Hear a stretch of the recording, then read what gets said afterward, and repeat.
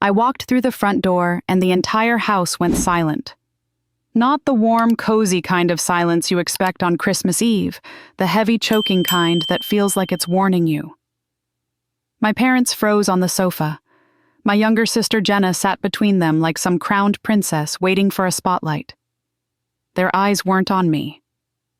They were on each other. Quick, anxious glances like they were hiding something. My father finally spoke, his voice low and rehearsed. "We need to talk."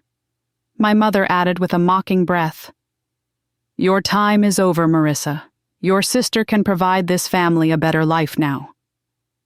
I just stood there, suitcase still in my hand, the cold still clinging to my coat. The next day, I'd wake up to 108 missed calls. But in that moment, staring at the three people who were supposed to love me most, I felt the ground shift in a way I had never felt in my 30 years. Something was deeply, horribly wrong. I set my suitcase down slowly, my fingers tightening around the handle as if letting go would make everything worse. The house smelled like cinnamon and pine, my mother's signature Christmas scent, but it felt nothing like home. The tree glittered in the corner wrapped in gold ribbons, but I wasn't fooled. The warmth was a lie, the decorations a disguise. My father sat forward, elbows on his knees, studying me like I was a stranger. My mother pretended to fix a crease in her skirt, avoiding my eyes entirely. Jenna didn't bother pretending. She looked straight at me with a smile so small and smug it felt like a slap. Her glossy hair was perfectly curled, cascading over a cashmere sweater I definitely didn't remember buying her last year. She crossed her legs slowly, deliberately, as if positioning herself to receive praise. This wasn't normal. This wasn't family. This felt like an ambush. "What's going on?" I finally asked, forcing my voice to stay steady. "Sit," my father said, motioning toward the armchair across from him, but I didn't move. Not yet. I needed a second to breathe, to understand why every muscle in my body was tensing with a sense of danger. My mother let out a dramatic sigh as if my hesitation was ruining her evening. "Marissa, don't make this difficult. It's Christmas." As if that word still meant anything here. I stepped closer, taking in every detail. The fireplace was lit too high, flames leaping as if they were part of the performance. Stockings hung neatly across the mantel except mine. My stocking, the one I'd embroidered with my name when I was 10, wasn't there. At all. Instead, a new monogrammed stocking with Jenna's initials hung in the center like she was the star of the Hale family's grand production. "Where's my stocking?" I asked quietly. My mother blinked. "Oh, that old thing? It didn't match the new decor. We're trying something fresh this year." Fresh. As if erasing me from the wall was some kind of interior design choice. My father cleared his throat. "Marissa, this is serious. Things have changed, and we need to be honest about the direction of this family." Direction? He said it like he was running a corporation, not a house. I glanced at Jenna again. She didn't look nervous. She didn't look confused. She looked pleased, as if this entire moment existed for her benefit. "What direction?" I asked. Because the last time I checked we were celebrating Christmas, not holding a board meeting. Jenna gave a soft laugh under her breath. "Maybe if you visited more you'd know what's going on." The tone wasn't playful. It was a reprimand, a jab. She was enjoying this. My jaw tightened. I visited every Christmas, every Thanksgiving, every birthday. I had flown home from Denver at least 4 times this year to help my parents when they said they needed me. I rearranged work schedules, missed events, postponed dates, bent over backwards to be present. And now Jenna, who still lived 20 minutes away and rarely lifted a finger unless there was something in it for her, was lecturing me about showing up. My father leaned back, lacing his fingers together.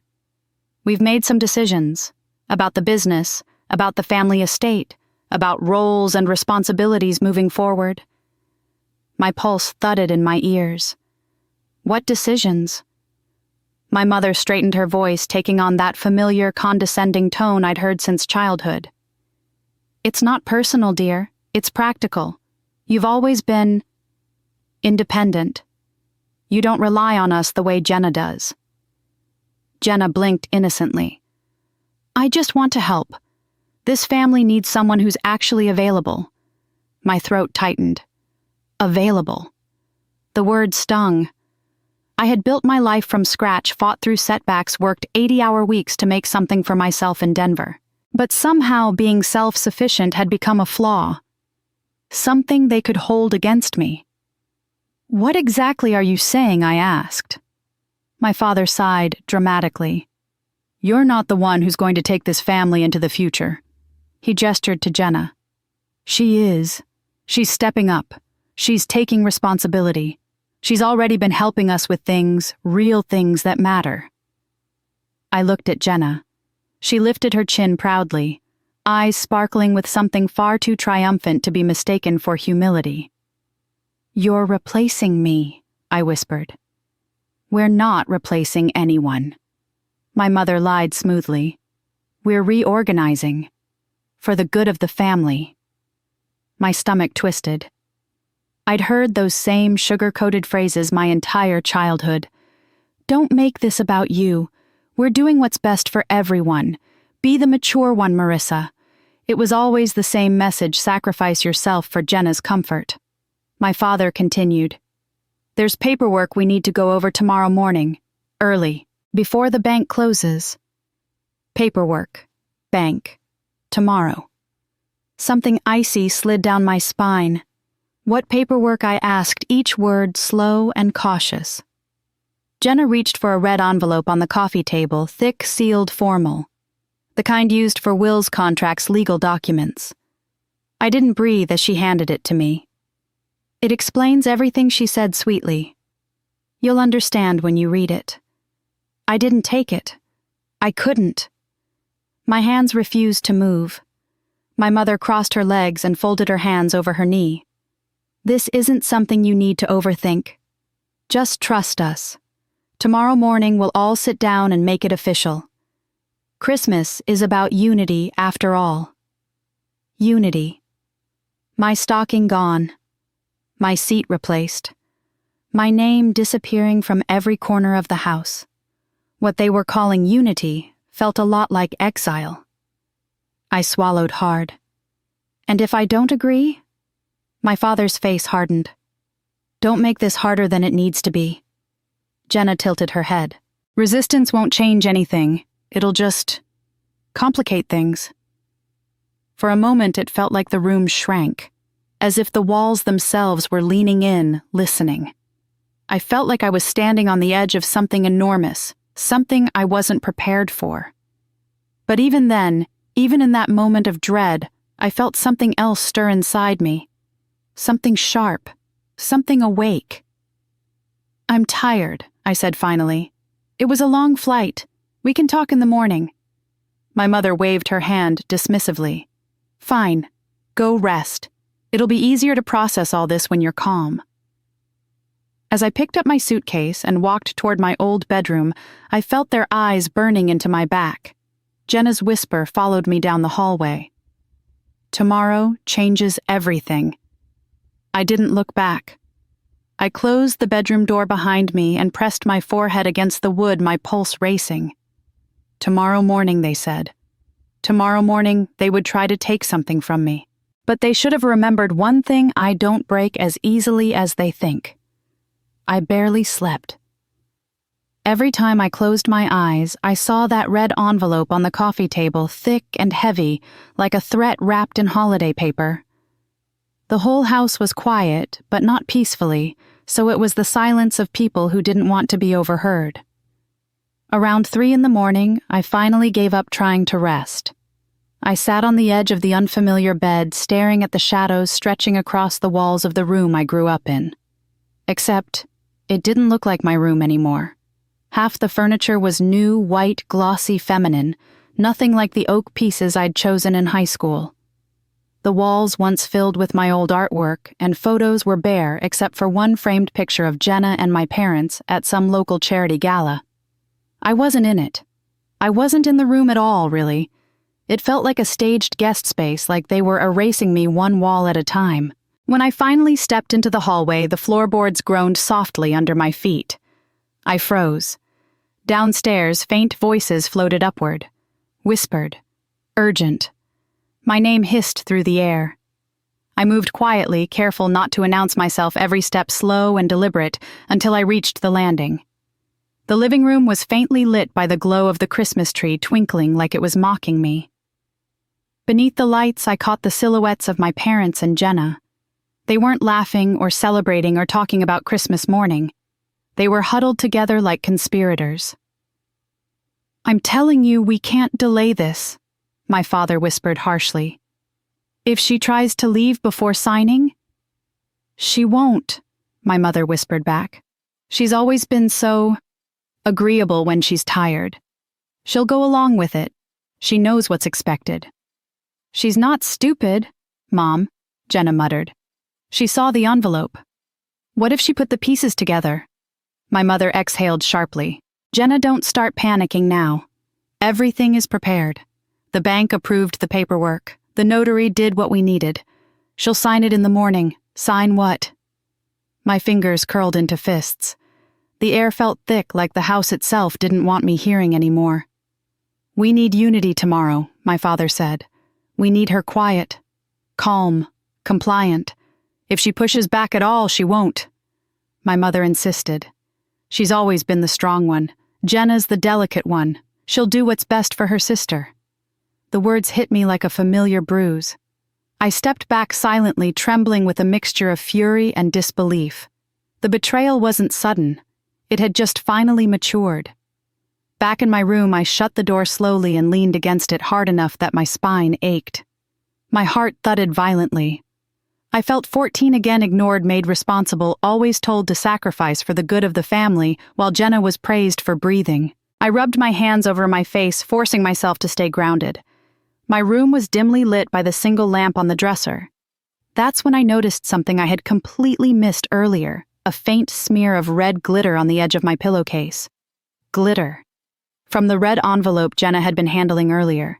She'd been in my room before I got home. My pulse quickened. I scanned the room more carefully. My backpack sat on the chair, but it was unzipped several inches. I hadn't left it that way. I knelt down and checked the contents. Some of my documents had clearly been moved. Not stolen, just handled. Inspected. And then I saw a tiny torn corner of paper underneath the chair, almost invisible unless you were searching. I pulled it out and unfolded what little remained of it. Only a few words were visible, typed in bold. Estate restructuring. Draft. My stomach twisted.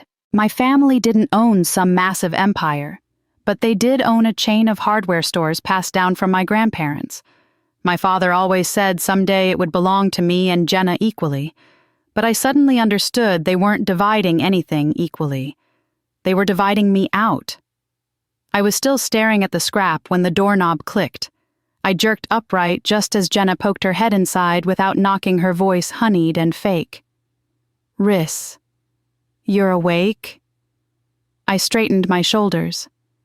"You were listening," she said lightly, like it was nothing. "It's rude to eavesdrop." "I wasn't," I replied. "I was getting water." Her smile didn't waver. "Well, you really shouldn't worry so much. Mom and Dad told you everything will make sense tomorrow." The way she said tomorrow made my skin crawl. What exactly is supposed to make sense? She shrugged, sauntering further into the room uninvited. "You're so dramatic. It's only paperwork. Adult stuff."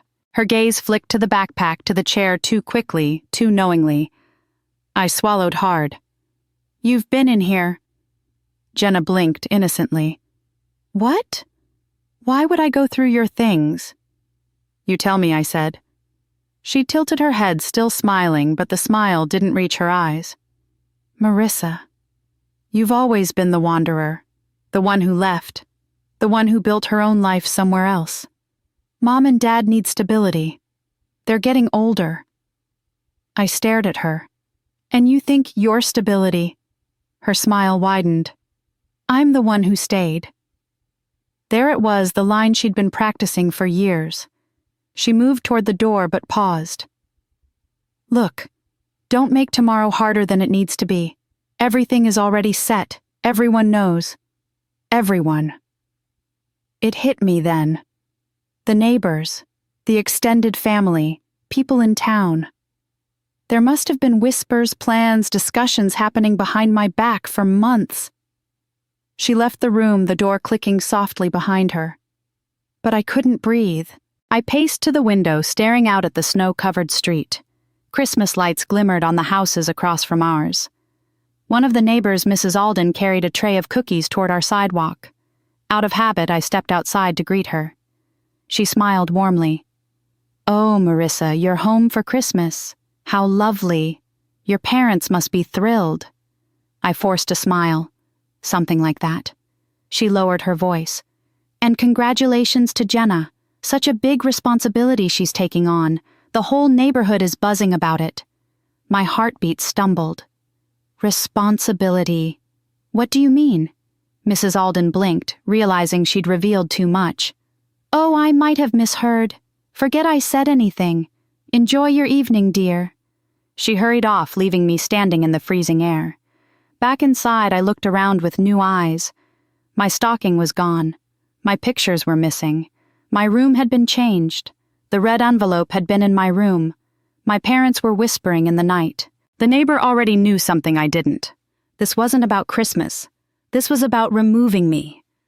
I walked slowly through the house again, noticing details I had overlooked earlier. The mantel had been rearranged. Jenna's monogrammed stocking was centered. The gifts under the tree were nearly all addressed to her. A small box with Marissa written on it was pushed behind the stand like an afterthought. Then I saw it. A gold gift tag sticking out from Jenna's pile, the writing elegant and bold. "Congratulations on your new role." My throat tightened. Everything inside me stilled. I finally understood tomorrow morning they weren't just giving her something, they were taking something from me. As I headed back to my room, I heard footsteps outside the door. My parents' voices low and hurried. "First thing tomorrow," my father whispered, "before she can leave the house." "She needs to sign it quietly," my mother added. "It's already notarized anyway." Notarized. Signed. "Before I can leave." My breath caught. I stepped away from the door, my heart pounding so loudly it drowned out everything else. They were going to corner me. Pressure me. Force me. But as fear surged, something else rose to meet it, something harder, colder, sharper. If they thought I was just going to let them take everything, they were about to learn they never knew me at all. I woke to the sound of footsteps in the hall, soft, deliberate, too careful to be casual. The kind of footsteps people take when they're approaching something they want to control. Pale morning light leaked through the blinds, the sky outside still gray-blue with early winter. My heart thudded in anticipation. This was it. Christmas morning, the moment they'd been plotting. The moment they expected me to sit quietly and let them dismantle my life. I forced myself to move slowly, deliberately. I wasn't going to let them see fear. I washed my face, brushed my hair, and stared at myself in the mirror. I barely recognized the reflection, tired but alert, uncertain but sharper than last night. Something inside me had settled overnight like the cold clarity of stepping onto frozen ground. When I stepped into the hallway, the smell of bacon and cinnamon rolls filled the air, my mother's annual Christmas breakfast. Normally, it would stir nostalgia. Today, it felt like camouflage. Downstairs, the house was warm and glowing. The tree lights flickered like they were putting on a show. My parents stood near the dining table, Jenna hovering between them like a perfectly placed ornament.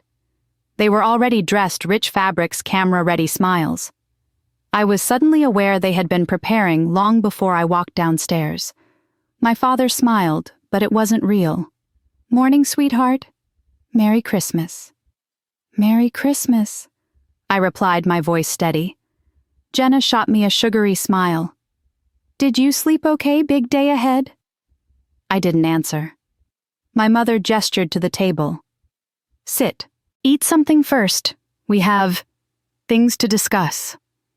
The red envelope sat in the middle of the table like a centerpiece. My father cleared his throat and reached for it. "Let's start, shall we?" I think it's best to handle important matters before celebrations. Important matters. I took the seat farthest from them, choosing my distance with intention. The red envelope slid across the table toward me. "Open it," my father said. I didn't. "Why don't you tell me what it is?" My mother sighed. "Marissa, darling, don't make this dramatic. Just open it." Jenna leaned in, her excitement barely concealed. "It's not as bad as you think." My eyebrows lifted. "So it is bad." Jenna's smirk twitched. My father's jaw tightened. "It is the future of this family. Something we all need to agree on." I let the silence stretch just long enough that they grew uncomfortable, and then slowly opened the envelope. Inside were several documents clipped neatly. Legal formatting, signatures, notary stamps. My name appeared on nearly every page. My father began explaining, his voice calm and rehearsed. "Your mother and I have decided it's time to transition leadership of Hale Home and Hardware. Jenna has been working closely with us for months now, and she's ready to assume a larger role. Assume a role." The words were crafted carefully, like this was an opportunity for Jenna, not a removal of me. I turned a page, my fingers trembling slightly only from anger. The next paragraph hit me like a blow. I was to voluntarily resign any future claim to the business, to the estate, to the family financial structure. Voluntarily, I asked. My mother folded her hands, giving me her signature pitying look. "You've built your own life in Denver. You have your own career, your own independence. This business belongs to someone who is here, someone committed, someone you can control," I murmured.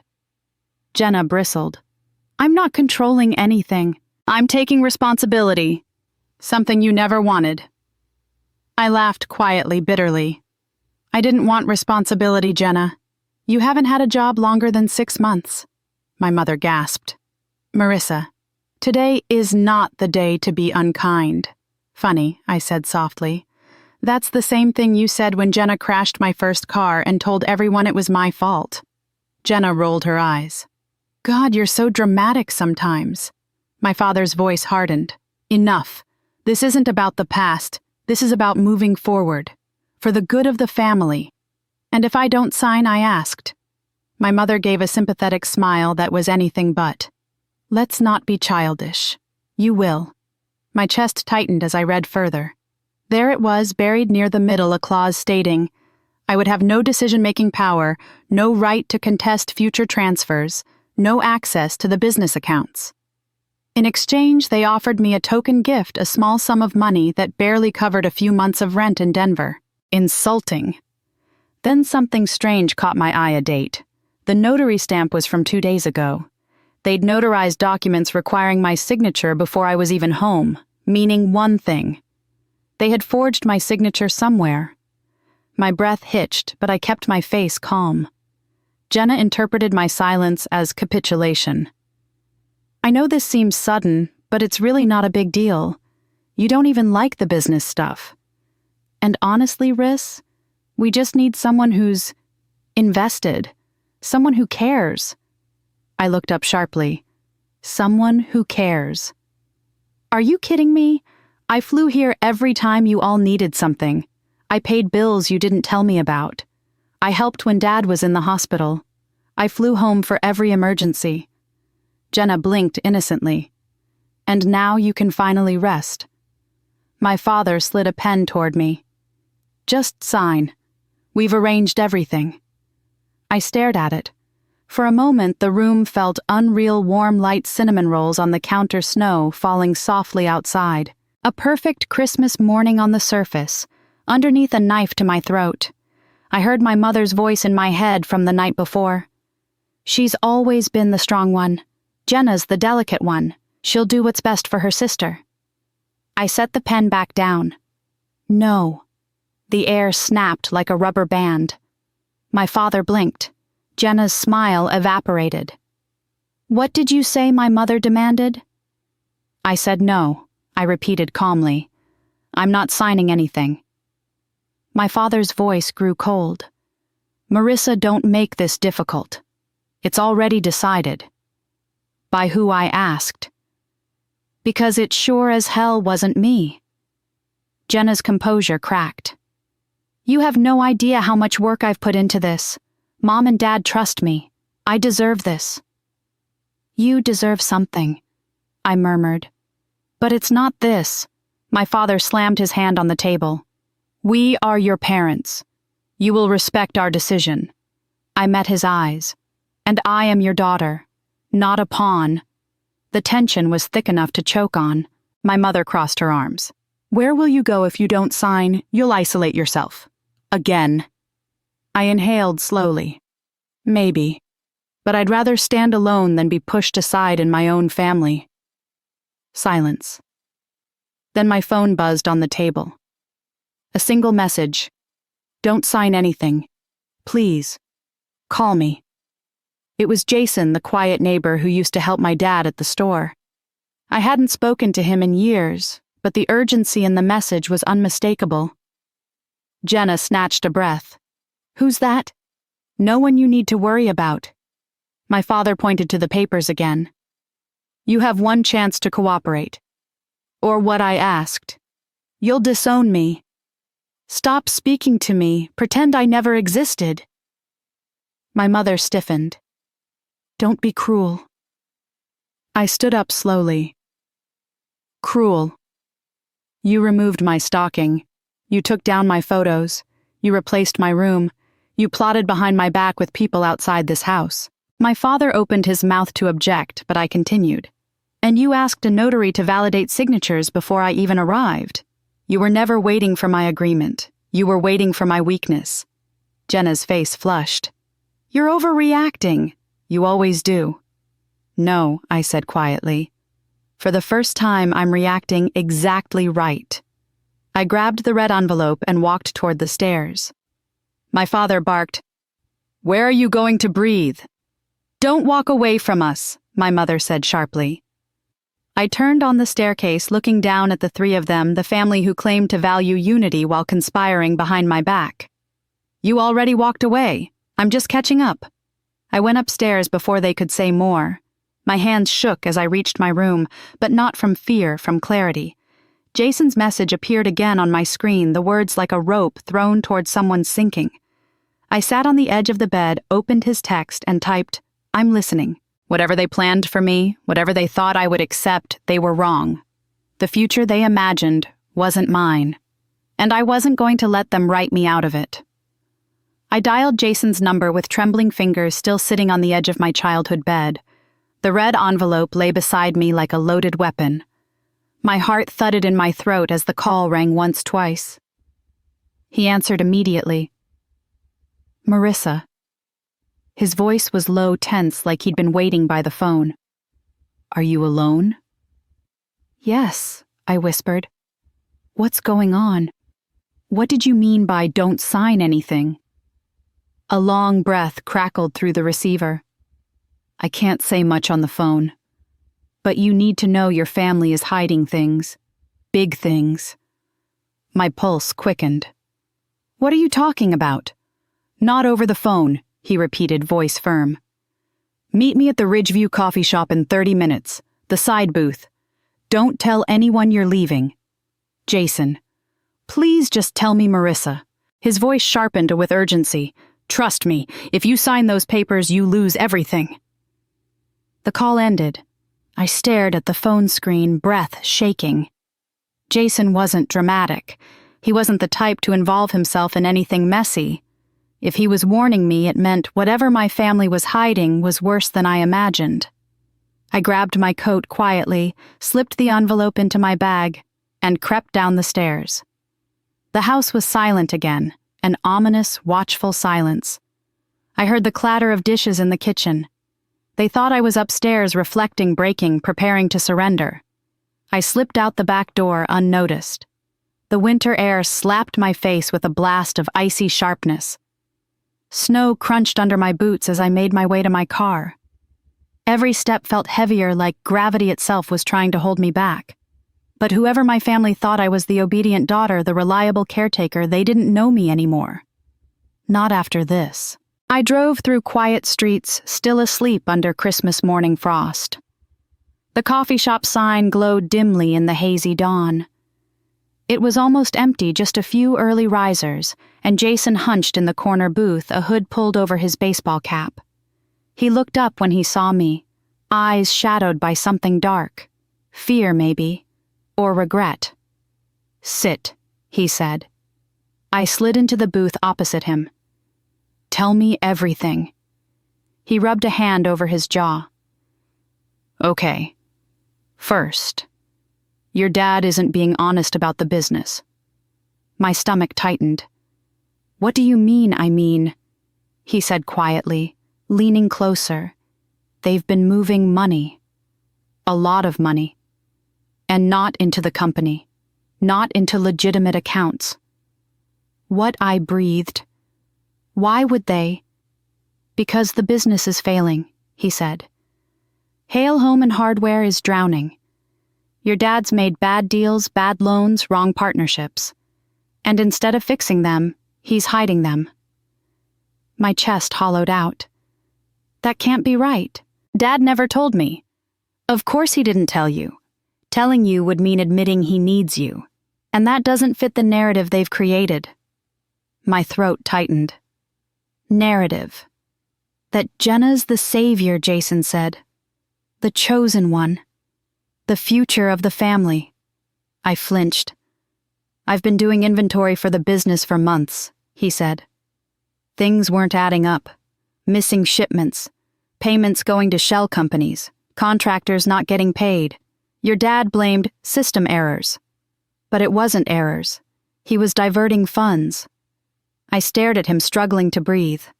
Diverting them where Jason reached into his jacket and pulled out a folded paper, the piece of evidence he hinted at. He slid it across the table.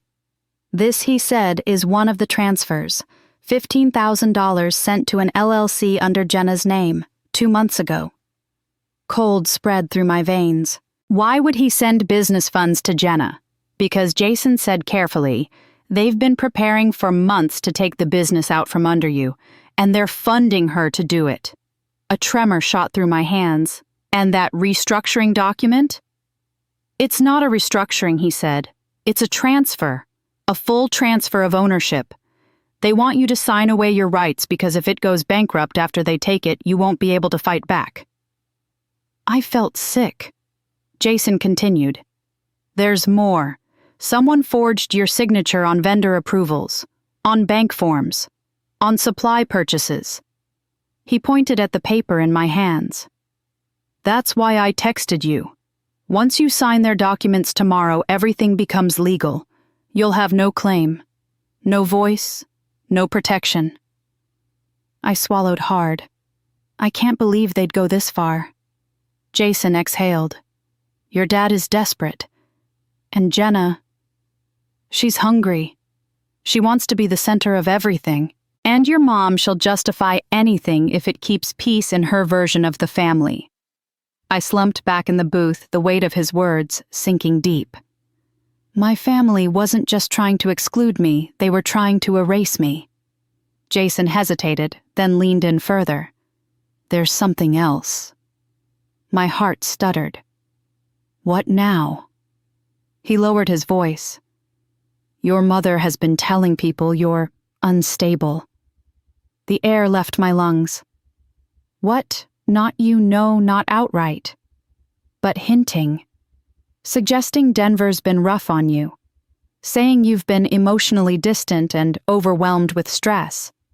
Stuff that makes people think you're not in the right state of mind to make decisions."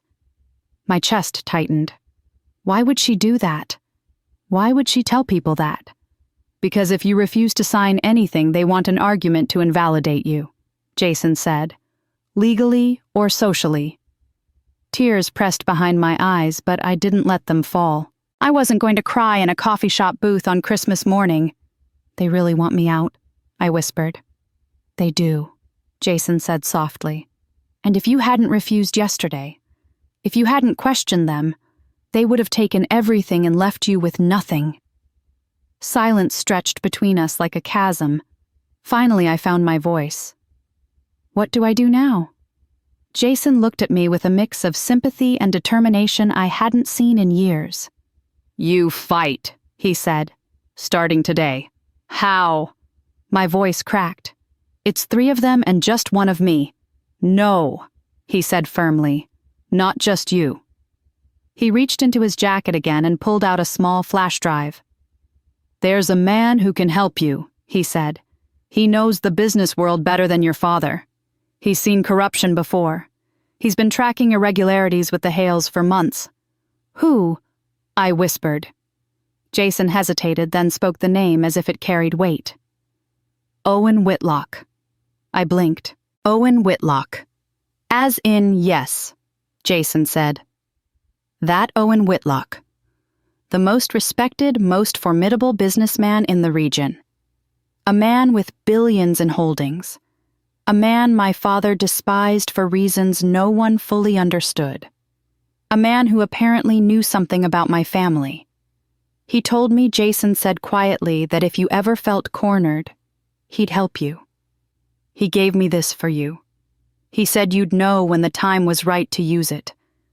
I stared at the flash drive, small and unassuming, yet powerful enough to burn my entire world down. Jason pushed it toward me. I know you feel alone, he said. But you're not. Not anymore. Outside, snow drifted softly against the windows, covering the town in a white, deceptive peace. But inside me, something was beginning to stir. Not fear, not confusion, something sharper, something colder, something awake. I placed my hand over the flash drive. Jason, I whispered, tell me how to reach Owen Whitlock. His relief was palpable. I'll text you his office line, but be ready. He doesn't sugarcoat.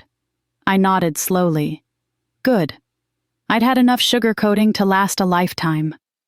When I stepped out into the cold again, the sky had brightened just slightly, a hint of sunlight pushing through the clouds.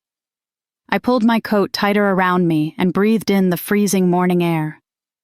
My family thought this Christmas would be the end of me. But they were wrong. It was the beginning. The number Jason sent me looked too clean, too polished to be real, just 10 digits on my screen, no name attached. But something in my chest told me to trust it. I stood in the corner of the coffee shop parking lot, breath fogging in the icy air, thumb hovering above the call button. If I pressed it, everything would change. If I didn't, everything would still change, just not in my favor. So I hit call. The line rang twice before a woman answered, crisp and professional. Whitlock Industries Executive Office. My voice shook despite my best efforts. Hi, this is Marissa Hale. I need to speak with Mr. Whitlock. A pause. Not long, but long enough for my heart to jump. Please hold. The line clicked, then silence. I could hear my own breathing, too loud, too uneven. I tried to steady myself, but before I could, a deep, steady voice came through. Ms. Hale. It wasn't a question. It was a recognition. I swallowed hard. Mr. Whitlock, I'm sorry for calling on Christmas.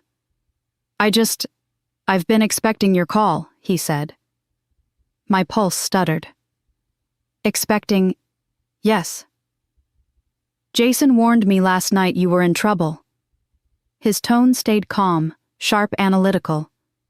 So tell me, Marissa, what did your father do this time? I froze. Not if he did something. What he did this time. I stood straighter. He tried to force me to sign away my rights to the family business and the estate. There's a restructuring document. Actually, it's more like a transfer. Of course it is, Owen said. Keep going. Words spilled out of me like water breaking through a dam. Everything from the forged notary date to the late-night whispering, the red envelope, the neighbor's comment, Jason's warning about missing funds, and Jenna's mysterious LLC. Owen didn't interrupt, didn't gasp, didn't question. When I finally finished breathless and shaking, he spoke with chilling clarity. They're preparing to liquidate. Liquidate. A word that stabbed straight into my gut. What does that mean? I whispered. It means, he replied, your father intends to sell everything he can before bankruptcy exposes him. My knees weakened. I leaned against my car. Owen, I didn't know the business was failing.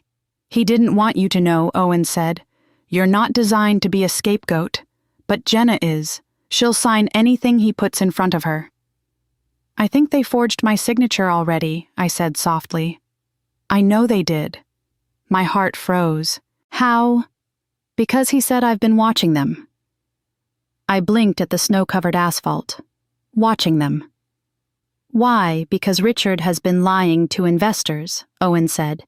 He tried to push a false valuation past my office 2 months ago, and I don't take kindly to attempts at manipulation. I swallowed. So why help me? Because you're not your father, Owen replied simply. You never have been. A long pause stretched between us. For a moment I wondered how much he actually knew about me, about my family, about my life in Denver. What do I do now? I finally asked. They're going to ambush me when I get back. You meet me, Owen said. Now. My pulse jumped. Meet you where I'm sending you an address.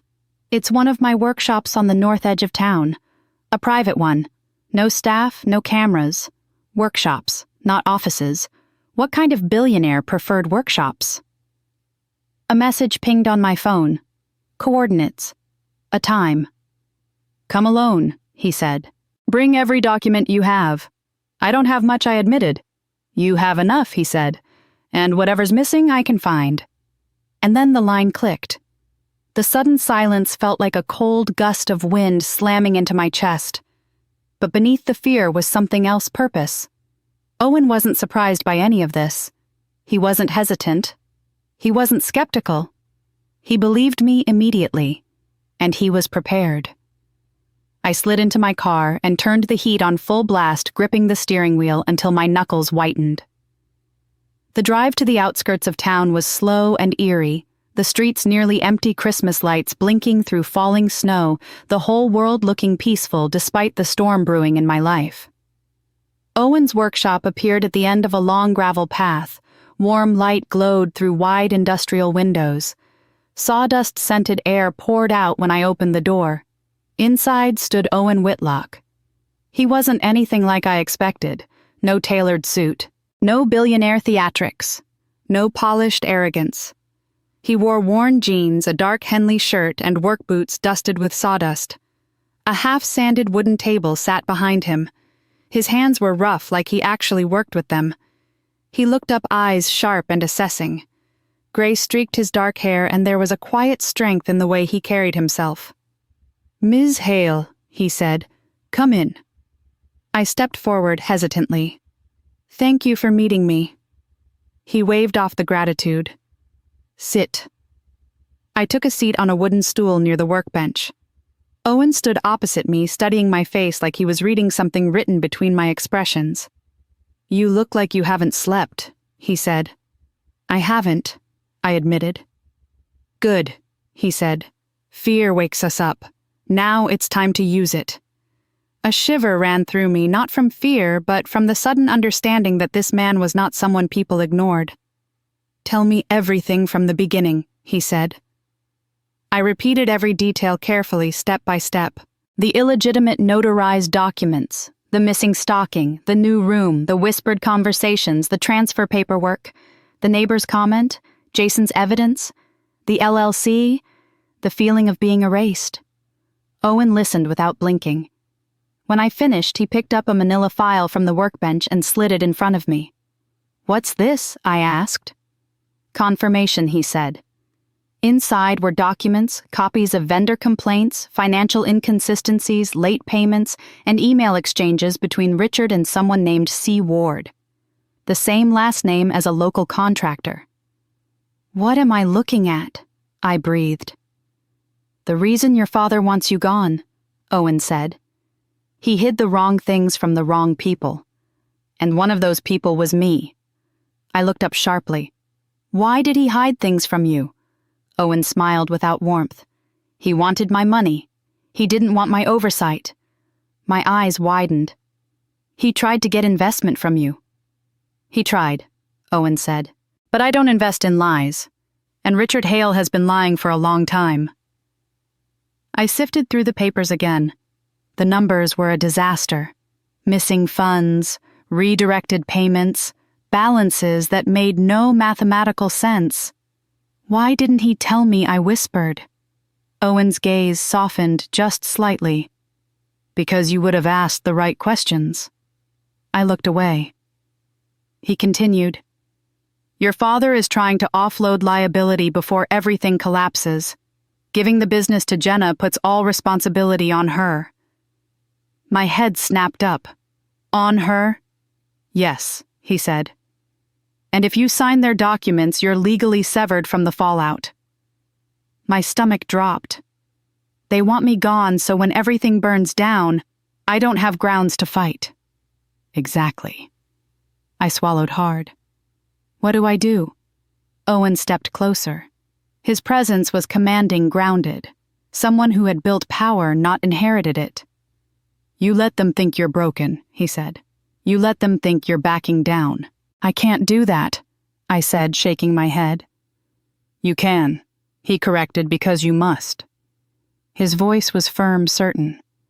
The kind of certainty I'd never seen in my father. Act defeated, he said. Pretend to sign, ask for copies. Stay quiet, cry if you have to. I blinked. Cry. People underestimate crying women, he said. That's how you slip the knife in. A startled laugh broke from me despite myself. Owen didn't smile, but his eyes warmed with understanding. You don't have to destroy them today, he said. You only have to let them show their hand. And then what? I whispered. Then he said slowly, I help you take everything back. The air between us shifted. This wasn't just help. This was war. And Marissa, he added, voice quieter now when we're done. They'll wish they'd treated you like family. I stared at him, heart pounding with something I hadn't felt since this nightmare began. Confidence, hope, strength. I'll do it, I said. Owen nodded once. Good, then let's begin. When I pulled into the driveway that evening, the house looked almost peaceful. Snow drifted softly from the dark sky, blanketing the roof and lawn in a quiet white glow. Warm light shimmered through the windows, casting golden patterns across the snow. It looked like a scene from a holiday postcard, beautiful, serene, harmless. But I wasn't fooled. There was nothing peaceful about this house. Not anymore. I sat in my car for a long moment, gripping the steering wheel, replaying Owen's final words before I'd left his workshop. Let them believe you're defeated. Step into the role they want you to play. Then we build the trap. I inhaled slowly, feeling the cold air from the vent sting my lungs. Defeated, weak, broken. I could play that. I'd played it my whole life for them, just not intentionally. This time I'd use their expectations against them. I stepped out of the car, my boots crunching on the icy driveway. My breath rose in pale clouds.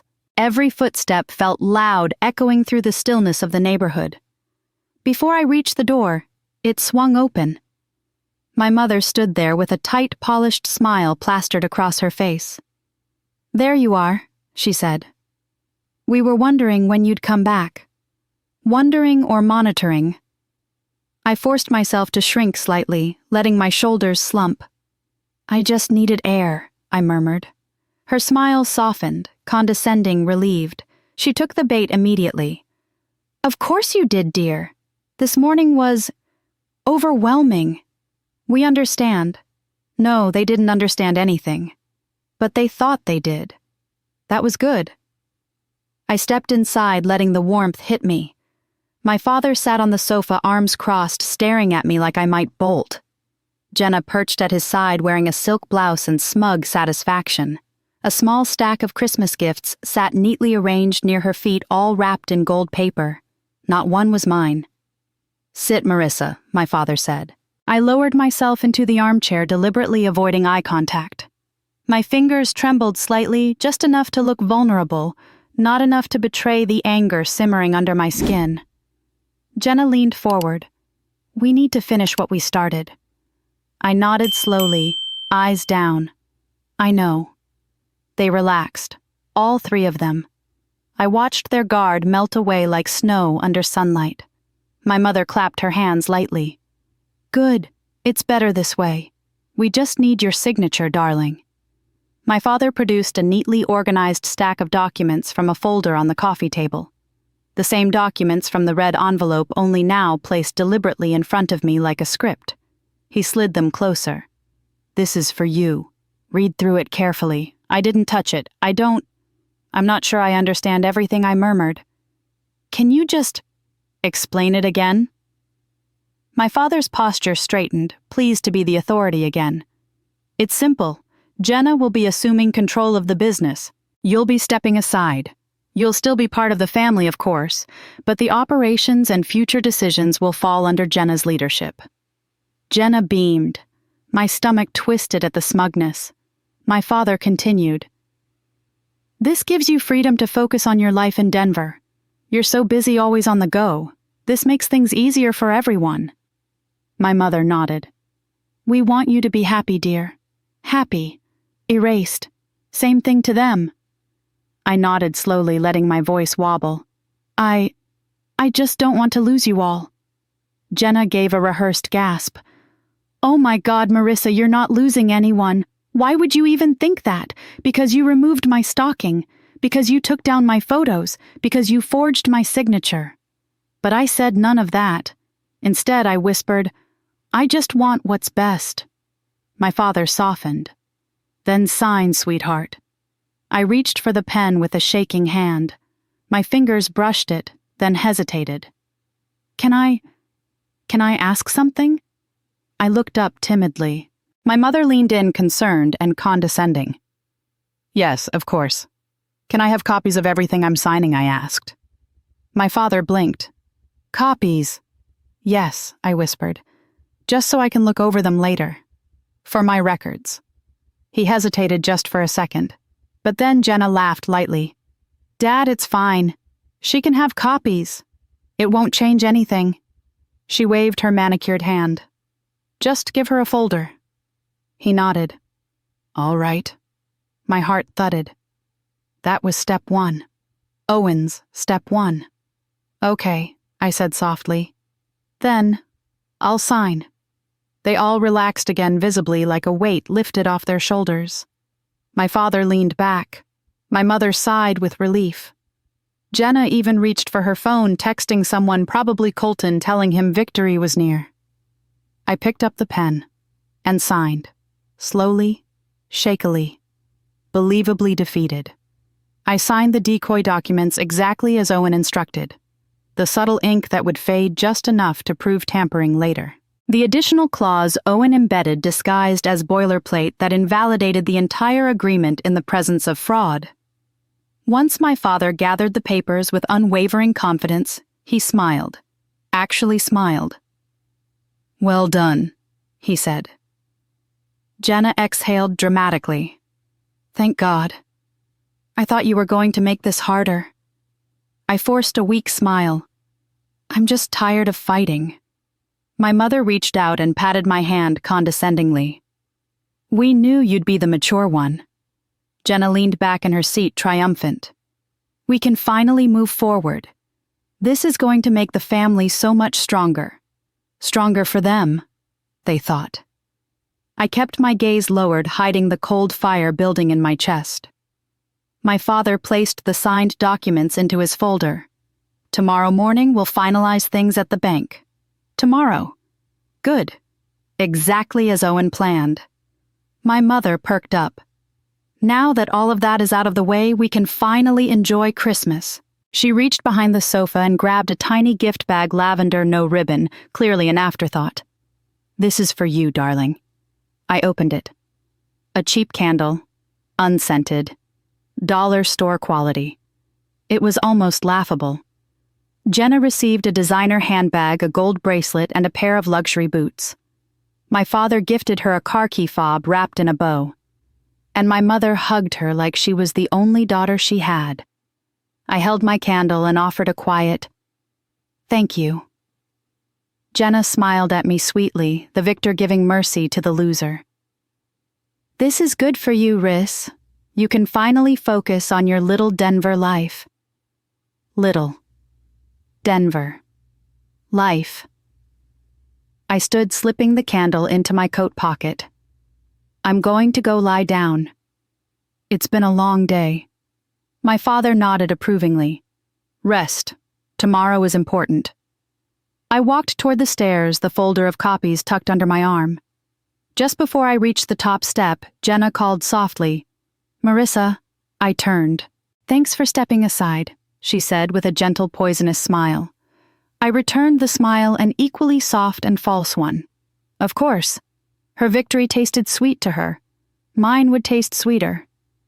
In my room, I locked the door and collapsed onto the bed, heart pounding with the adrenaline of deception.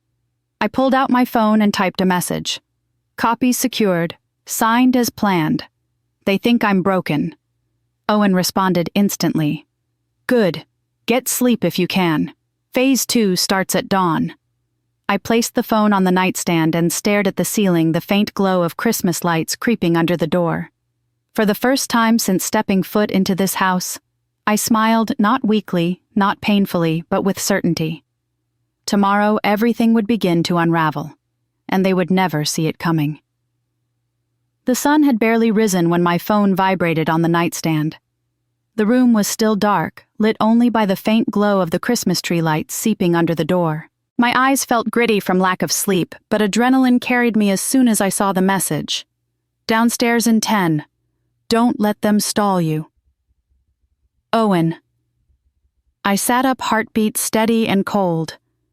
Today was the day everything shifted.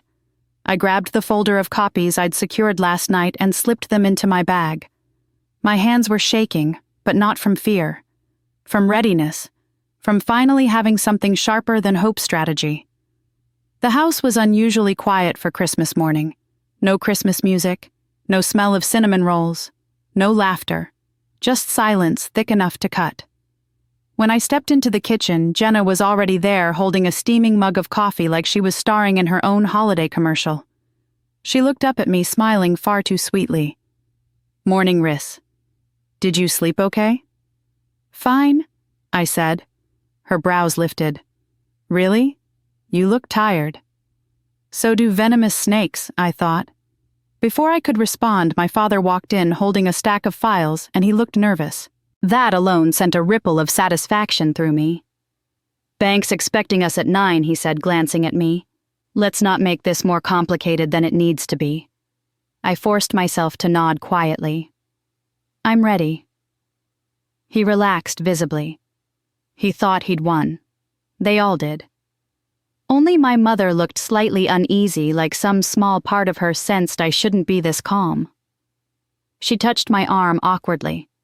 "Marissa, dear, thank you for being reasonable. Families work best when we stick together." I stepped back. "Is that what we're doing?" She frowned slightly but didn't answer. We drove in silence. Snow fell gently, covering the streets in a white hush. My father drove like a man on a mission.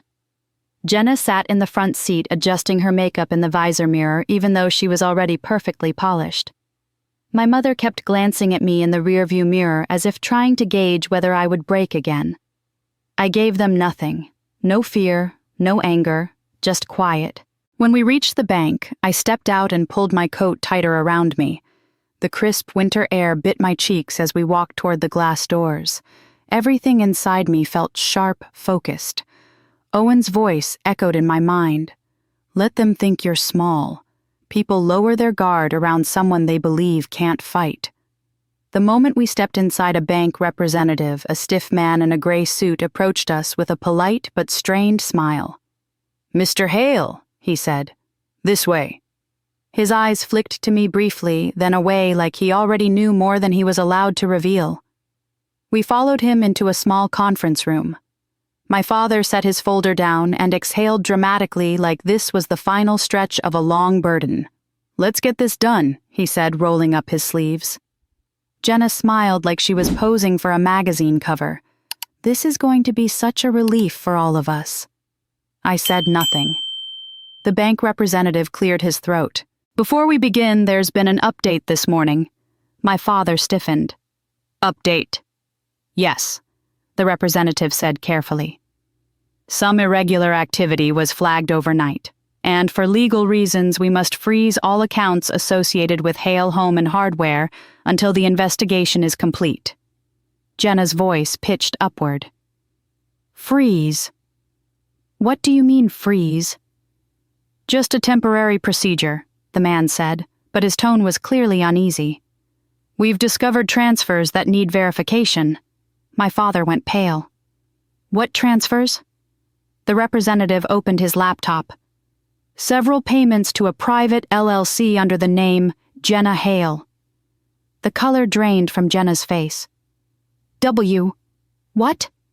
That must be a mistake. Dad." And the man continued a set of notarized documents with inconsistent signatures. Some appear to be copies rather than originals. I swallowed a smirk. My father's jaw clenched. "This is ridiculous. Those documents were notarized legally." The representative looked uncomfortable. "Yes, but we've been contacted by an external party requesting a fraud review." My heartbeat spiked. Owen, right on cue. An external party my father demanded. Who the hell Mr. Owen Whitlock? The room froze. Jenna blinked rapidly. "Whitlock? Why would he?" My father slammed his fist on the table. "This is a personal attack. He has no right to interfere." "That's not accurate," the representative said. "Whitlock Industries submitted evidence that directly affects our compliance obligations. We have no choice but to halt all proceedings." I watched my father's confidence fracture, then crumble. He turned to me sharply. "What did you do?" I met his eyes calm and steady. "Nothing you didn't do first." My mother whispered, "Marissa, what is happening?" Before I could answer, there was a knock, a firm, commanding knock. The door opened and Owen stepped inside. He wasn't dressed like a businessman today, more like a man who had no need to prove anything. Dark coat boots dusted with snow expression carved from stone. My father shot to his feet. "You have no right to be here." Owen simply looked at him unfazed. "Actually, I do. When your fraudulent documents cross state lines, it becomes my business." Jenna flinched. My mother's hand flew to her mouth. Owen stepped beside me, a quiet but unmistakable message of alliance. The bank representative nearly bowed. "Mr. Whitlock, we were just reviewing." "No need," Owen said. "We're moving on to the next phase." My father barked. "This is a family matter." "No," Owen replied calmly. "It's a criminal one." He placed a folder on the table and slid it toward the representative. Full audit trail. Bank statements. Vendor complaints. Forged signatures. All tied to the Hale accounts. And the notarized documents your family attempted to push through yesterday. His eyes flicked to me, including the ones meant to strip your daughter of her rights. My parents froze. Jenna's lips trembled. The representative opened the folder, his eyes widening with every page. Owen continued. "This meeting is over. No transfers, no restructuring, no signing away anyone's inheritance." Then he looked at my father. When he spoke, his voice carried the kind of quiet menace that didn't need to be raised to be heard. "You thought you could erase your daughter from her own legacy. You forged documents. You manipulated finances. You involved third parties. And you did it all under the assumption she was isolated."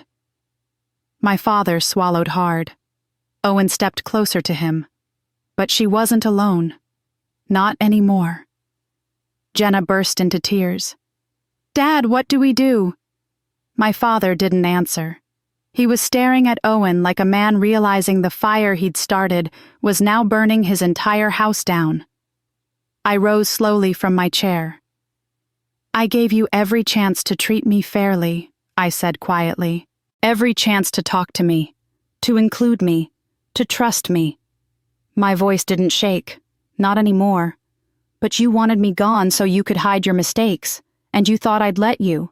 My mother reached out weakly. Marissa, please, we can fix this. But I stepped back. No, I said. You already chose your side. Then I walked toward the door. Owen followed, pausing only to say one last thing to the room behind us. An injunction is already in motion. The audit begins in an hour. I'd suggest you hire counsel. The silence that followed us out was the loudest sound I'd ever heard. Outside, the cold air hit my face like a cleansing slap. My lungs filled with something I hadn't felt in days, oxygen clarity control.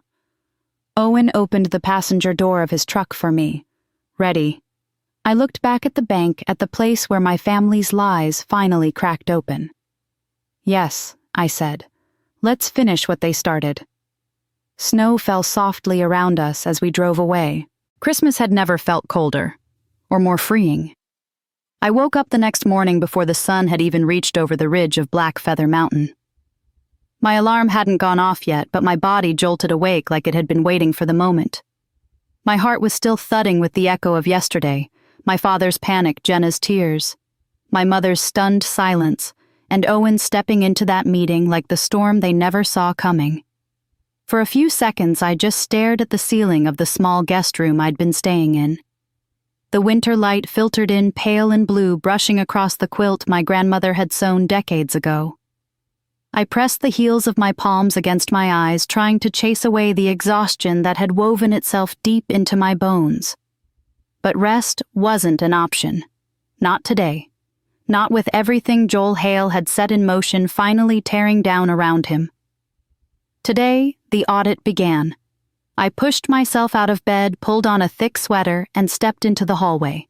The house was quiet, except for the soft hum of the heater. Somewhere downstairs, I heard the faint glug of a coffee machine finishing its brew. Owen was already awake. I paused at the top of the stairs, grounding myself before going down. I wasn't prepared for gratitude, his or mine.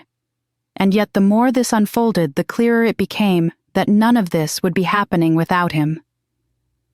When I reached the kitchen, he was leaning against the counter with a mug in hand, staring out the window at the snow-covered pines.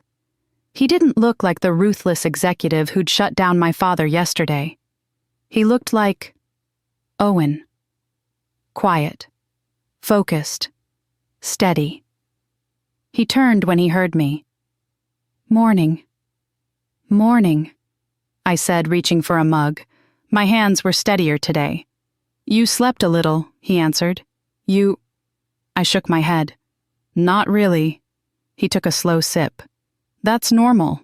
It's a lot. I nodded, leaning against the counter across from him. Are you heading over to the office today? Yeah, he said. The auditors are arriving at 9. I want to walk them through the packet we sent and make sure they don't get stonewalled by your father. He'll try.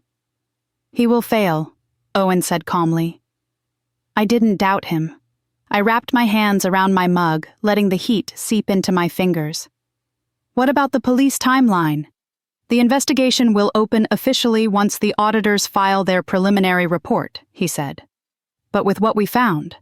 With the forged documents, the fake transfers, the shell accounts? He raised an eyebrow. It won't take long. A shiver rolled through me, and it wasn't from the cold. My father isn't going to take this quietly. No, Owen agreed softly. But that's not your burden anymore.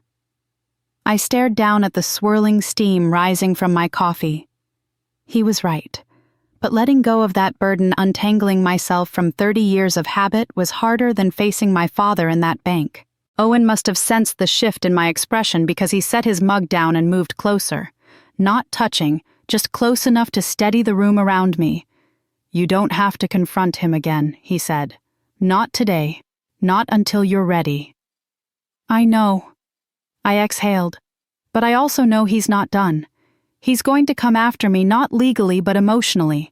He'll reach out. He'll twist everything. He'll try to make me doubt myself. And what will you do when he does? I swallowed. Not answer. Owen allowed the faintest hint of a smile. Good. We finished our coffee quietly, the weight of what was ahead pressing in but not crushing me the way it used to. When the clock hit 8, he grabbed his coat. Before he left, he paused in the doorway. Marissa. You did everything right yesterday. I blinked, surprised by the sting in my chest. Thank you. Then he was gone, his footsteps crunching through the snow outside until the house fell silent again. I paced for a long moment before forcing myself into motion. If today was the beginning of the collapse, I needed to be centered, grounded, ready. I showered, dressed, tried to eat something, failed. It was almost 10 when my phone buzzed once, then again, then again. The notifications stacked like falling dominoes. Dad, Mom, Jenna, Dad, unknown number, Dad, Mom. My chest tightened, but I forced myself not to open any of the messages. Not yet. Instead, I grabbed my coat and stepped out onto the porch. The air was sharp with pine and cold enough to cut. I breathed deeply and let it burn through my lungs. Then the door slammed open behind me. Marissa. I turned and froze. It was my mother. Her hair was half done. Her makeup smudged from tears, and she wasn't wearing a coat, even though snow drifted lazily from the sky. She looked frantic, disoriented, like she had run straight from the car. "What are you doing here?" I asked, voice low. She stepped toward me, gripping the porch railing for balance. I need to talk to you." Her voice cracked. "Sweetheart, please." That word used to undo me. Today it barely registered. "What do you want?" I asked. She pressed a trembling hand to her chest. "Your father..." The auditors froze everything. "They're saying he could lose the business. The house. He's panicking and he needs you to clear this up." A hollow laugh escaped me. "Clear it up, Mom." He forged my signature, signed away assets, lied on financial forms. You expect me to fix that? Her eyes filled with tears. He thought he was doing the right thing. He thought you didn't want to help the family anymore. No. My voice sharpened. He thought I was easy to silence. He thought I was weak enough to let him. She flinched like I'd slapped her. "Marissa, honey, please. This will ruin us." "It will ruin him," I corrected. "Not me." She wiped her face with the back of her hand. "I know he made mistakes, but he was scared. Scared of losing the only thing he ever built. Scared of you leaving." "He pushed me out," I said. "Not the other way around." She shook her head helplessly. "He's not thinking clearly. And Jenna? Poor Jenna, she's falling apart. Jenna helped him do this." She didn't understand, my mother whispered. "That's the problem," I snapped. "She never has." My mother stepped forward, tears streaming now. "If you don't help him, they will take everything. Everything he spent his entire life building." I stared at her. Then I said the words I thought I'd never be brave enough to say. "He didn't build it alone." My mother froze. "He built it on me. On my work, my sacrifices, my time. And when it no longer served him, he tried to bury me under it." She shook her head over and over. "You're blowing this out of proportion." "No," I whispered. "I'm finally seeing it clearly." Her face twisted with desperation. "If not for him, then for me. Marissa, I'm your mother." "You stood beside him while he did it," I said quietly. "Don't ask me to save you now." Her breath caught. For a moment there was nothing but snowfall and silence. Then she whispered, "He's going to lose everything." "That's what happens," I said, "when you destroy the wrong daughter." She staggered back like the words had physically struck her. And then she said the thing she always said when she was out of arguments and out of empathy. "You're being cruel." I inhaled sharply. "No," I said. "Just finally fair." She covered her mouth with a shaking hand, then turned and hurried down the porch steps toward her car, slipping once on the ice. She didn't look back. I watched her go until the red taillights disappeared through the trees. My knees felt weak, but for the first time in my life, not from guilt. From release. The burden wasn't mine anymore. I stayed outside a long time after she left, letting the cold settle around me, letting the world become quiet again. Then my phone buzzed. This time it was one message from Owen. Audit underway. Brace yourself. This is the beginning. I stared at the screen, then slipped the phone back into my pocket. A new beginning. For once, on my terms. The first sign that things were unraveling faster than anyone expected came at noon when my phone buzzed with a single message from Owen. You should get down here. Nothing else. No details. No explanation. Which meant it was bad. I grabbed my coat, locked the cabin door behind me, and drove down the mountain road toward the Hale offices. The sky was gray and heavy, threatening a storm that hadn't yet broken. Pines blurred past my windows as the tires hissed over patches of half-frozen slush. By the time I reached the town outskirts, my chest was tight, my pulse thudding in my throat. Part of me still expected my father to find a way out of it. He always did. He always wriggled through loopholes, smoothed things over, spun lies into silk ribbons. But something told me this time was different. The parking lot was full. Too full. News vans lined the outer row, satellite dishes pointed at the winter sky like metal flowers. Local journalists stood behind tripods, rehearsing lines into microphones embroidered with station logos. My stomach dropped. This wasn't just an audit anymore. It was spectacle. I parked near the back, pulled my hood up, and made my way toward the side entrance. Reporters didn't know me by name or face, not yet, and I wanted to keep it that way. Inside, the lobby buzzed with frantic energy. Employees huddled in small groups, whispering anxiously. Some were crying. Others were pacing. Phones rang non-stop at the front desk. And sitting in the middle of the chaos, wearing a powdered pink coat with fur trim and mascara streaking down her cheeks, was my sister. Jenna. She spotted me instantly, of course she did, and practically leapt to her feet. Marissa. Thank God, she cried, rushing toward me. You have to stop them. You have to tell them this is all a misunderstanding. I stared at her, stunned by the sheer audacity. A misunderstanding, Jenna? They're here because the company is under investigation. A sob burst from her throat. Dad's in his office. He's losing it in there. They just told him his accounts are frozen and they're grilling him like he's some sort of criminal. He forged documents, I said coolly. That's a crime. Jenna's jaw dropped. How can you say that? How can you even look at him that way? He's your father.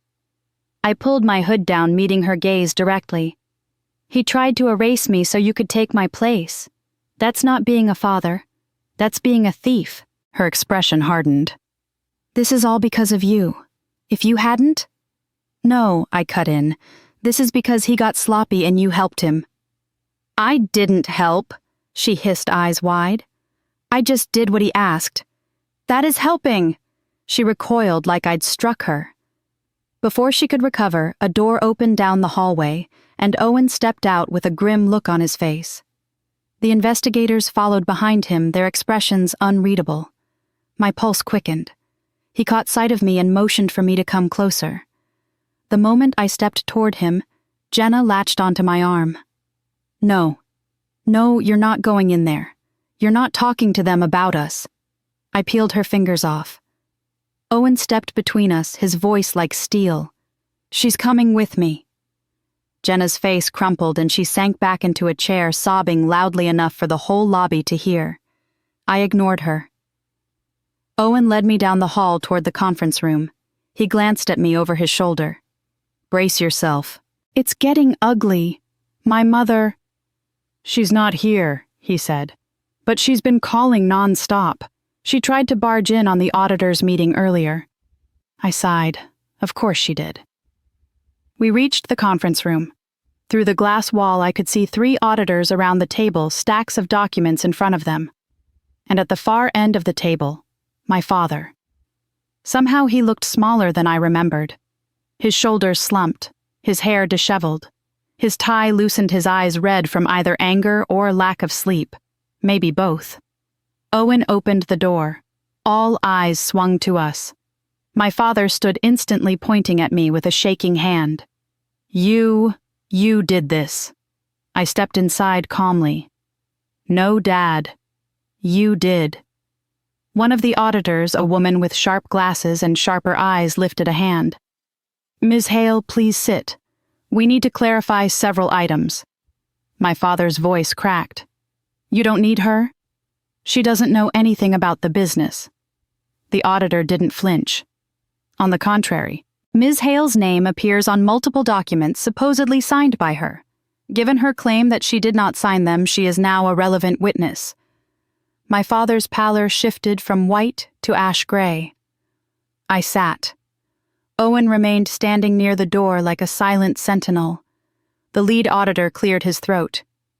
Ms. Hale, can you confirm whether this is your signature? He slid a document across the table. It was a deed transfer, from Hale Home and Hardware to a Shell LLC. Signed, Marissa Hale Joel. Hale. My jaw tightened. No, it's not mine. Another document. A loan agreement. Same signature. Another.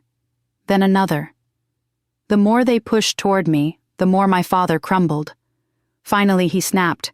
He slammed his fist onto the table. She told me I could sign for her. She said it didn't matter. I looked at him slowly. No, I didn't. You weren't around, he shouted. You left us. You abandoned this family, and I had to keep things running somehow. Owen's jaw ticked. The auditor raised an eyebrow. Ms. Hale, did you leave the business voluntarily? I met her eyes. I was pushed out. My father barked a damaged laugh. You were emotional, dramatic. You couldn't handle the stress. No, I said quietly. You replaced me with Jenna because she obeyed you, because she never argued, because she made you feel important. His eye twitched. And when I asked questions, I continued. When I noticed things weren't adding up, you lied. And when lying wasn't enough anymore, you tried to push me out legally. He shook his head violently. That's not true. I did everything for this family, and I wasn't part of the family. He shut his eyes like the question physically hurt him. The auditor cleared her throat. Mr. Hale, your daughter's testimony is consistent with the irregularities we've identified. Unless you can provide documentation confirming her consent, these actions constitute unauthorized transfers. My father sagged forward, gripping the back of his chair like he needed it to hold him upright. This isn't happening, he whispered. The woman continued. Additionally, we have identified multiple personal expenditures written off as business expenses, and I'm sure there's an explanation, he muttered. There isn't, she said bluntly. Silence fell. A soft, choking silence. My father's eyes lifted to mine. For the first time, he didn't look angry. He looked terrified. Marissa, he whispered. Fix this. My throat tightened. This was the moment he expected me to become his daughter again. The fixer. The peacekeeper. The quiet, obedient solution to every problem he created. But that girl didn't exist anymore. I can't fix this, I said softly. And I wouldn't even if I could. He staggered back like the ground had given way beneath him. Please, he rasped. Everything I built. You didn't build it alone, I said. And you don't get to destroy the people who helped you. He pressed a shaking hand against his forehead. I didn't mean for it to go this far. But it did, I whispered. The auditors resumed their questions. My father answered in broken pieces, and I sat there unmoving as the entire foundation of my childhood collapsed under the weight of his own decisions. After an hour, the auditors called a recess. They stepped out into the hallway, their voices low and clinical. My father remained seated, staring blankly at the table. I stood slowly. He didn't look up. I walked toward the door, pausing just long enough to say the last truth he needed to hear. I deserved better than what you gave me. He didn't respond. Outside, Owen closed the door behind us. "How are you holding up?" I exhaled shakily. "I'm not sure." "Then this is your reminder," he said softly. He did this to himself. I nodded, but deep down I knew this wasn't over. The audit was only the beginning. The real storm was still coming. Snow was falling harder by the time I left the conference room, thick flakes collecting on the windowsills and turning the parking lot into a white blur. The building felt colder too, like the heat had slipped out through the cracks created by the audit. Conversations were hushed, tense fragments of fear and confusion drifting through the air. I walked with Owen toward an empty office so we could talk privately, but before we reached the door, someone stood abruptly from a bench in the hallway. "Marissa." I froze. It was Ethan. He looked completely out of place in the chaos-expensive coat-perfect hair that polished confidence he'd always carried like a second suit. But there was something new in his eyes. Worry. Hesitation. Owen stiffened beside me, but I raised a hand slightly, signaling him to give me a moment. Ethan stepped closer, lowering his voice. "I came as soon as I heard." I didn't believe it at first. His gaze flicked past me toward the conference room where the auditors were still poring over documents. "Is it really that bad?" I folded my arms. "Worse." He inhaled sharply. "Your mother called me last night. She said the investigators were targeting your father unfairly, that someone had set him up." I felt my jaw tighten. "Of course she did." He hesitated. "She said you had something to do with it." "Of course she did," I said again. He exhaled, then looked at me with something like regret. "I didn't believe her, not after everything I know about you." A pang shot through me, unexpected and unwelcome. Ethan had been a part of my life once years ago, before he'd ended things because my family didn't have the kind of pedigree his parents approved of, before he'd chosen their expectations over whatever we'd had. But right now, none of that mattered. "Why are you here?" I asked. He swallowed. "Because I realized I still care, and because I thought you might need someone I don't. I cut in sharper than I intended." He flinched slightly but recovered quickly. "I'm not here to make this harder. I just want to help." Owen stepped closer, then making his presence very clear. "We've got it handled." Ethan glanced at him, then back at me. "Is that true? Are you really okay?" "No," I said honestly. "But I'm not falling apart either." He nodded slowly. "If you need anything at all, call me." I didn't respond. After a long moment, Ethan turned and walked away, his expensive shoes clicking against the tile floor until the sound faded. Owen looked at me, eyebrow raised. "Friend." "Old mistake," I said. "Let's keep going." We slipped into the empty office. The lights were dim. The room smelled faintly of old paper and stale coffee. I sank into one of the chairs while Owen paced slowly, hands on his hips. "The auditors are escalating," he said. "They've already flagged a dozen major violations. But there's something else." I straightened. "What?" He moved closer and lowered his voice. "They found vendor invoices, fake ones, money routed through dummy businesses, and a few of those accounts." His jaw clenched. "They lead directly to your mother." My breath caught painfully. "What?" He nodded. "Transfers dating back at least 6 years. At first small 500 here, 1,000 there. But the last 18 months," he exhaled. "Tens of thousands. Consistently." I pressed a hand to my forehead. The ground felt like it was tilting. "So she wasn't just enabling him," I whispered. "She was benefiting." Actively, he confirmed. "Which means she's a participant, not a bystander." I shook my head, more out of heartbreak than denial. "She never worked a day at the store. She told everyone she didn't want to meddle in the men's responsibilities." Owen sat on the edge of the desk. Turns out she was meddling plenty. A bitter laugh escaped me. "She always said she supported us through emotional labor. I guess she meant something else." Before he could respond, my phone buzzed. A call. From Mom.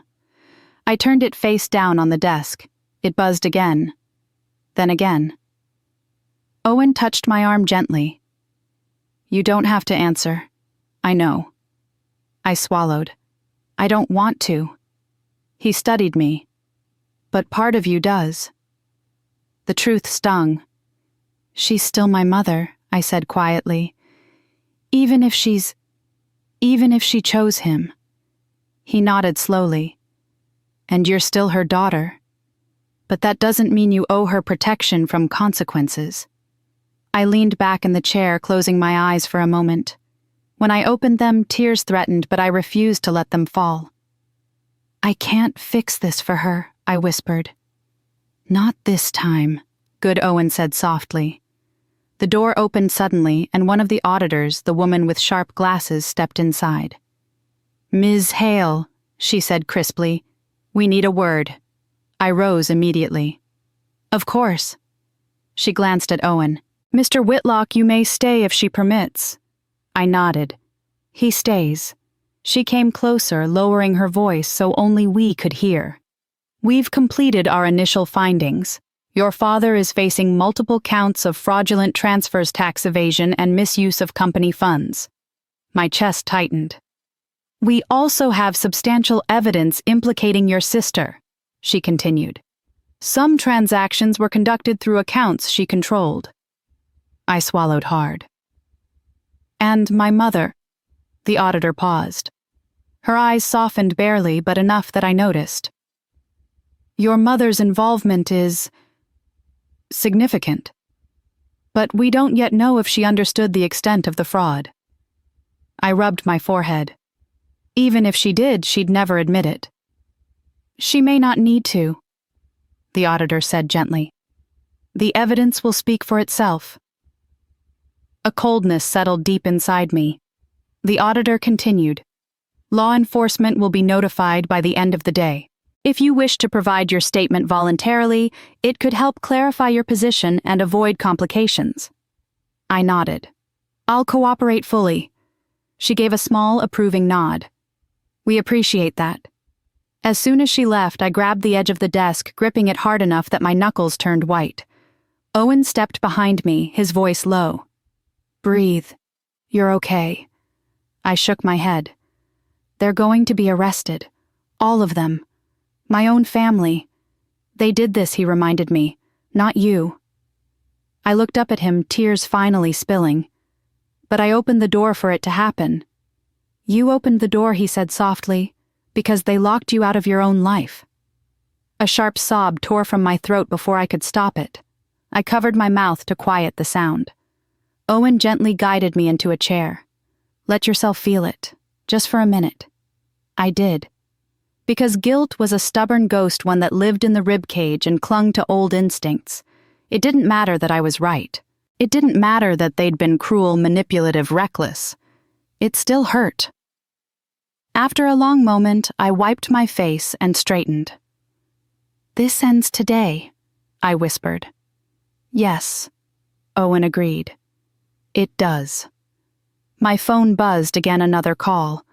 Dad, then a text. Answer the phone. Now. Then another. You need to fix what you started. They're saying jail Marissa. Jail. Then another. If you don't help us, you're done in this family. I stared at the words. They didn't burn. They didn't wound. They just clarified. I'm already done in this family, I said quietly. Owen took my phone gently and set it aside. You have a new one now. A new what? He looked at me with that same steady, unshakable certainty he'd walked into the bank with. A new family, he said. A chosen one. One that doesn't take from you. One that isn't threatened by your strength. My breath hitched. Behind us down the hall, voices were rising, my father's bark, Jenna's shrill panic, the auditor's calm responses. The storm was breaking, and for the first time in my life, I wasn't standing underneath it. I was walking out of it. The sheriff's cruisers arrived just after sunset, their red and blue lights flashing across the frosted storefront windows like a silent alarm only I could feel in my bones. The sky was a deep slate gray, heavy with the promise of more snow, and the cold was sharp enough to sting my lungs when I stepped outside. Employees gathered near the entrance in thick coats, murmuring in fear and disbelief. The town was small. No one ever expected to see law enforcement swarm a local business, let alone the Hale family business, the one that had been held up like a pillar of community pride for decades. Owen stood beside me, hands in the pockets of his coat, watchful and steady. Behind us, the auditors were packing up their folders while detectives consulted with them quietly. The moment felt suspended in time. Then the sheriff's door opened, and everything moved. Sheriff Colton Ramirez stepped out, his expression grave. I'd known him since high school. He knew the Hale family well. He'd been to our barbecues, our holiday parties, our charity events. But tonight, there was no familiarity in his eyes, only duty. "Ms. Hale," he said gently, nodding to me. "Are you okay to proceed?" I swallowed. "Yes." He gave a curt nod, then gestured for his deputies to follow him inside. Owen touched my arm lightly. "You don't have to watch." "I do," I said, surprising myself with the calm in my voice. "I want to see this through." He didn't argue. He just stayed next to me, silent support warming the cold edges of the moment. Inside, the deputies moved with efficient precision. Voices echoed, firm, controlled, unmistakably authoritative. Then came the first shout. "No, absolutely not. You can't get your hands off of me." My stomach tightened. My father. Seconds later, the conference room door burst open and 2 deputies stepped out, flanking him. He was pale, sweating, his tie, crooked hair disheveled. He looked nothing like the imposing man who had spent his life commanding every room he walked into. He wasn't a king anymore. He was a cornered animal. "Joel Hale." Sheriff Ramirez announced, his voice carrying down the hallway. "You are under arrest for multiple counts of fraud, embezzlement, tax evasion, and forgery. You have the right to remain silent." "This is ridiculous," my father barked, struggling against the cuffs. "I built this town. I paid for half its fundraisers." "You think I just..." Joel Ramirez said firmly, "Don't make this harder."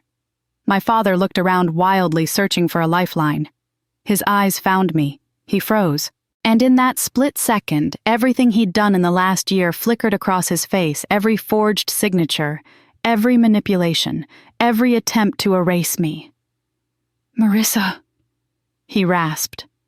"Please, don't let them do this. They don't understand. You can fix this. You're the only one who..." "I can't," I said quietly. He shook his head like he couldn't comprehend the answer. "You're my daughter." "Not when it mattered," I said. He stared at me, something inside him breaking open. And then he was pulled toward the exit. Jenna appeared next, escorted from the office with tears streaming down her face. She wore a bright red coat, too thin for the weather, and mascara streaked down her cheeks like war paint melting. "Marissa," she cried, reaching for me as a deputy blocked her path. "Please, I didn't know. I swear I didn't know." "Yes, you did," I said softly. "You just didn't care." She sobbed harder. "Dad said you wouldn't actually go through with this. He said you'd forgive us." Owen stepped forward, then his voice like steel. "You don't get to beg from the person you betrayed." Jenna flinched as though struck. "I'm sorry," she wailed. "Please, Riss. Please." I closed my eyes for a moment, then opened them. "I hope someday you learn what loyalty actually means." The deputies guided her out to another cruiser. The lobby slowly emptied until only a few remaining employees lingered in shocked silence. I could feel their eyes on me, some sympathetic, some confused, some wary. And then, Marissa. I turned. My mother stood near the doorway, wrapped in a thick shawl, her face streaked with tears. She looked older than she had just hours ago, smaller, like someone who had lost her map and didn't know which direction to walk. She hesitated, then approached slowly. Owen stiffened slightly, but I gave him a small nod to let her through. She stopped an arm's length away. For a long moment she couldn't speak. Her lips trembled. Her hands twisted in her shawl, and her breath came out in uneven bursts. "I don't know what to say," she whispered. "You don't have to say anything," I replied. But she shook her head. "No, I need to. I thought I was doing the right thing. I thought he was protecting us. I thought you were just angry or ungrateful or—" Her voice cracked. "I was wrong," she whispered. "So terribly wrong." My throat tightened, but I stayed silent. She pressed a hand against her chest. "I loved him. I trusted him. And I trusted your sister. I never imagined they could do something like this." I looked at her evenly. "But when I told you they were hurting me, you didn't listen." Tears spilled down her cheeks. "I know," she said. "And that's my greatest regret." We stood there quietly, the chaos around us fading into background noise. "Can you ever forgive me?" she finally asked, her voice breaking. I exhaled slow and heavy. "I don't know," I said honestly. "Not tonight." She closed her eyes, nodding through her tears. "I understand." Then she tried to reach for my hand. But I stepped back. She froze. "Mom," I whispered, "you chose him. You always chose him. Even when he was hurting me. Even when I begged you to see it. Forgiveness isn't a switch I can flip. It's going to take time. And right now, I need space." Her face crumpled in devastation, but she didn't protest. She simply nodded again, turned slowly, and walked away, the sound of her quiet sobbing fading with each step. The last patrol car pulled away, and silence settled over the parking lot like fresh snow. I let out a long breath. It was over. Not the aftermath. Not the healing. Not the rebuilding. But the part where I kept shrinking to protect people who would have gladly destroyed me, that part was finished. Owen stepped beside me. "You did the right thing." "I know," I whispered. "It just doesn't feel good." "Doing the right thing rarely does," he said, "but it will." We stood there together, watching the snow swallow the tire tracks of the departing cruisers. For the first time in months, maybe years, I felt something unfamiliar. Not joy, not triumph, something quieter, something steadier. Freedom. And beneath it the first warmth of something new beginning even as winter pressed close around us. "Come on," Owen said gently, opening his truck door. "Let's go home."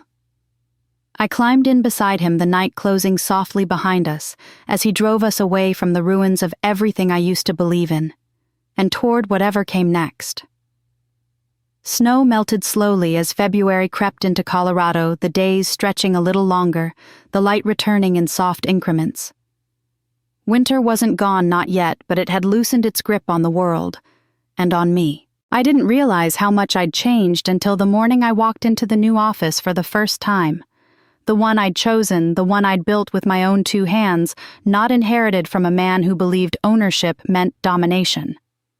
My name was on the frosted glass door now. Marissa Hale Consulting, Real Estate Strategy and Development. It wasn't a legacy built on theft or fear or manipulation. It was mine. Owen was already inside when I arrived, finalizing the last of the computer setups.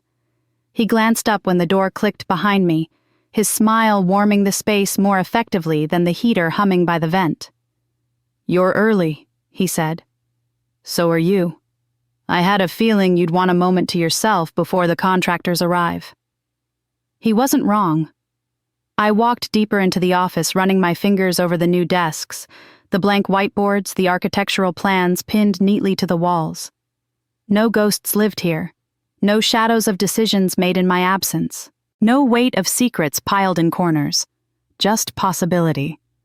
I stood at the window overlooking downtown Denver, high enough to see the city stretch toward the mountains, low enough to still hear faint hints of life below. For years, I couldn't imagine a life past the limits of my family's expectations. Now the horizon felt wider than I knew what to do with. "Ready for today?" Owen asked, stepping beside me. I nodded, more than I expected. He studied me with an expression so soft it startled me. "You've come a long way." "So have you," I teased lightly. He chuckled. "Maybe. But I didn't walk into a storm that would have knocked most people flat. Not most people, I said. Just the person I used to be." He didn't correct me. He didn't tell me I was strong or brave. He didn't need to. The air between us held everything already said. A knock broke the silence. A timid one. I turned and my breath caught when I saw who stood in the doorway. "Hi," said Jenna softly. Her hair was tied back in a low ponytail, her makeup barely there. There were dark circles beneath her eyes, and she held her purse with both hands like it was a fragile object. Owen glanced at me. I nodded for him to give us space, and he slipped out quietly. Jenna stepped inside slowly, like the floor might disappear beneath her. "I wasn't sure you'd want to see me," she said. "I wasn't sure either," I admitted. She winced, but didn't turn away. "I'm taking a plea deal," she said, voice barely above a whisper. 3 years probation, community service, financial restitution. I got off easier than Dad. My chest tightened. "How is he?" I asked before I could stop myself. Jenna swallowed. "Not good. Mom visits every week. I haven't been yet." I nodded slowly. She twisted her purse strap. "I know forgiveness isn't something I can ask for. I know I don't deserve it. But I didn't come here to ask for that." "Then why are you here?" I asked quietly. She looked up, eyes full of raw vulnerability I'd never seen in her before. "To thank you," she said. I blinked. "For what?" "For saving me," she said. "If this hadn't exploded, I would have kept going down the path Dad paved. I would have turned into him. Manipulating, lying, entitled. You stopped all of that." Her voice shook. "You saved me from myself." A long silence settled between us. Not heavy, not tense, just full. "I don't know what comes next for us," I finally said. "But I'm willing to see what happens." Jenna nodded, tears slipping down her cheeks. "That's more than I expected." She reached into her purse and pulled out a worn photo, one of us as kids sitting beside the Christmas tree, matching pajamas, grinning gap-toothed smiles. "I thought you should have this," she whispered. My throat tightened painfully as I took it. "Thank you," I said. We didn't hug, not yet. But when she left, the door closed gently, not sharply, and that felt like a beginning. Owen returned a minute later. "You okay?" I looked down at the photo in my hand. "Yeah," I said, surprised at how true it felt. "I think I am." He smiled, that quiet, steady smile I'd come to rely on. "Then let's get this place running." We walked around the office together as the contractors arrived, installing shelving, bringing in new filing cabinets, adjusting the lighting. Laughter filled the space. Movement. Purpose. It felt like life. Later that afternoon, I stepped onto the balcony to get some fresh air. The sun had finally broken through the clouds, melting patches of snow and turning them into shimmering rivulets that glided down the railing. Owen joined me, leaning beside me on the railing. "You ever think about what would have happened if none of this had come out?" he asked. "All the time," I said. "And every time I realize I'd still be shrinking myself to fit a space that was never meant for me." He nodded. "Then maybe this wasn't destruction. What was it then?"